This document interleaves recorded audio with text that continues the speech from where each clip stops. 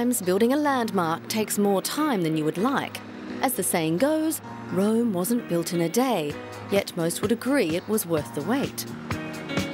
One wonders if that will be the opinion over time about one of London's latest icons, the new Wembley Stadium. All are now hailing it as a great architectural achievement. Besides comfortably seating 90,000 people, the pillars that blighted the views of thousands in the old stadium have vanished, and every seat has an unobstructed view of the pitch. The old Wembley was probably the most famous football stadium in the world.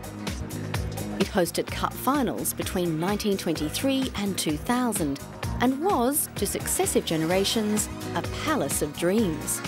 It was there in 1966 that English football achieved its greatest achievement so far, winning the World Cup final.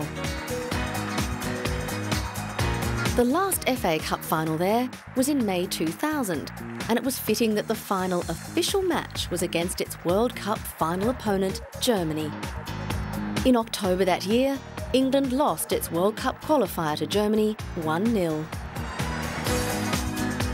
As the new millennium grew closer and London's redevelopment continued, it grew likely that a new stadium would be built.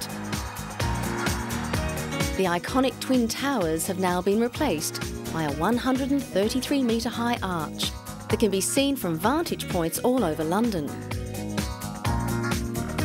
But its construction took much longer to complete than originally planned. For several years, the £750 million redevelopment in northwest London was dogged by a series of problems and cost blowouts.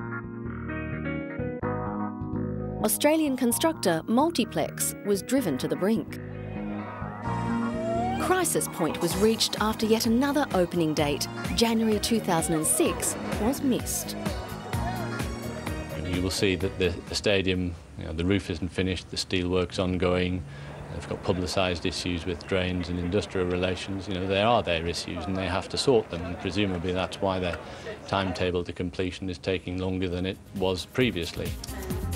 More problems occurred in 2006, when on March 20, a 50-tonne steel roof girder slipped out of place, forcing the evacuation of the 3,000 site workers.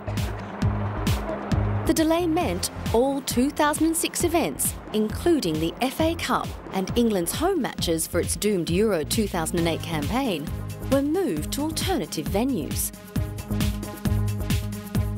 Other events, such as rock concerts by Bon Jovi and the Rolling Stones, had to be moved, ensuring that the English courts would be deciding who was to blame for the delay long after this generation of fans has passed on. 5, 4, 3, 2, 1, go. But finally, good things came to those who waited. By the time then Prime Minister Tony Blair and soccer legend David Beckham set off the fireworks to open stadium in 2007, many of the construction problems were left behind. A sense of excitement could be felt by those who built the stadium and those who would live out their dreams there. Unlike the original Wembley opening in 1923, where an estimated crowd of 250,000 swarmed into the stadium and onto the pitch, this opening was more low-key.